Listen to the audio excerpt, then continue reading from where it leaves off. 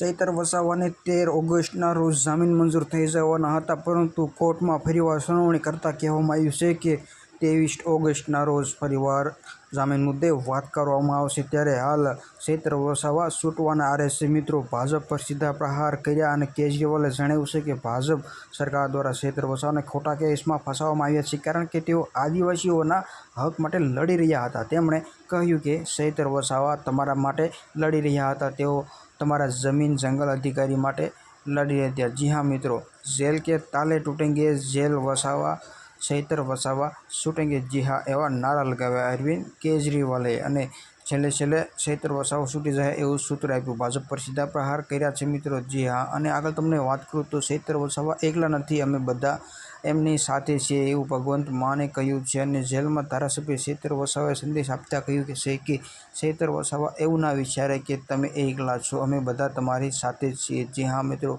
હાલ ચૈતર વસાવા છે જે છૂટવાના આરે છે અને બધા લોકો તૈયારી કરી રહ્યા છે। જી હા મિત્રો, તમે સાઈડમાં વિડીયો પણ જોઈ શકો છો।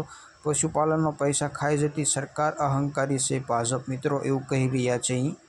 તો મારે તમને મહત્વના સમાચાર એ જણાવવાના કે 23 ઓગસ્ટના રોજ ગુજરાત હાઈકોર્ટ દ્વારા જામીન મુદ્દે ચૈતર વસાવાની વાતચીત થશે અને શું કરવું કે શું ન કરવું તે પણ બધી વાતચીત આગલા વિડીયોમાં જોવા મળશે। તો આ વિડીયોને લાઇક કરી દેજો અને તમારા મિત્રોને શેર કરી દેજો ગમ્યો હોય તો। બસ આ વિડીયોમાં એટલું જ છે, મળીશું બીજા વિડીયોમાં।